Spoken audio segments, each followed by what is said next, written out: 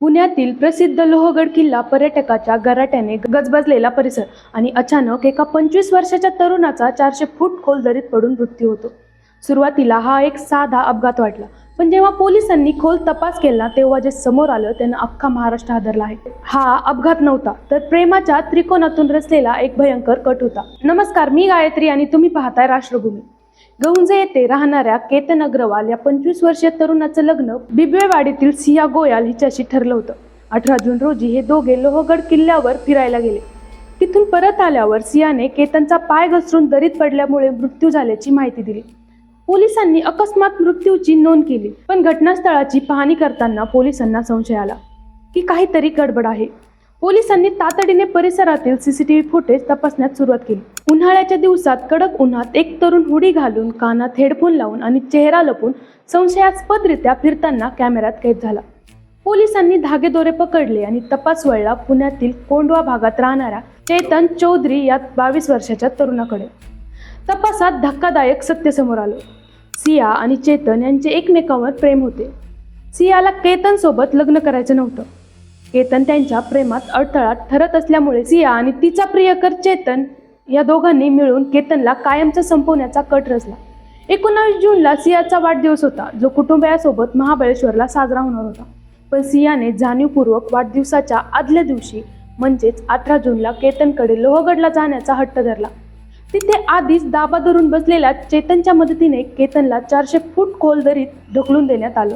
पुण्याचे ग्रामीण पोलीस अधीक्षक संदीप सिंह गिल यांनी दिलेल्या माहितीनुसार प्रेमातील अडथळा दूर करण्यासाठी हा संपूर्ण कट रचण्यात आला होता. पोलिसांनी सिया गोयल आणि तिचा प्रियकर चेतन चौधरी या दोघांनाही अटक केली असून न्यायालयाने त्यांना 29 जून पर्यंत पोलीस कोठडी सुनावली आहे. मृत तरुणाच्या आईने नेमकं काय म्हटलं आहे हे जाणून घेऊ. मृत तरुणाच्या आई पाखी अग्रवाल यांनी माध्यमांना प्रतिक्रिया दिली.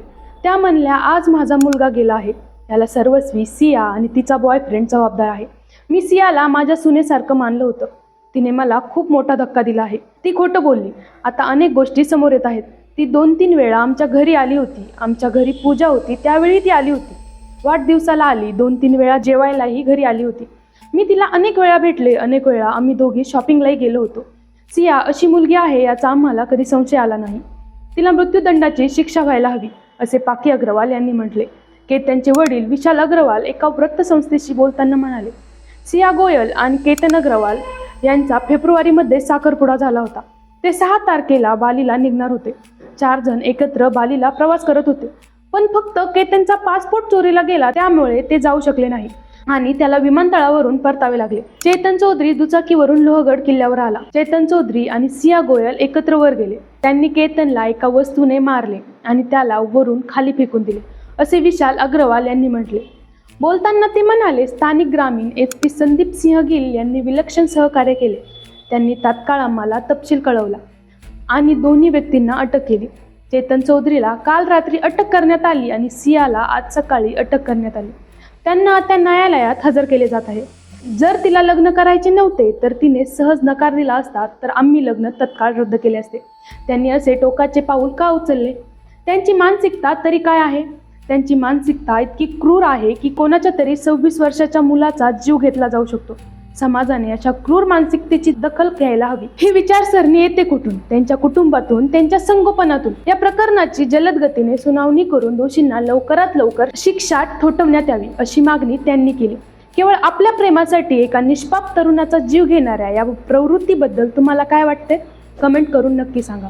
हा व्हिडिओ आवडला असेल तर लाईक करा, शेअर करा आणि आमच्या चॅनलला सबस्क्राईब करायला विसरू नका.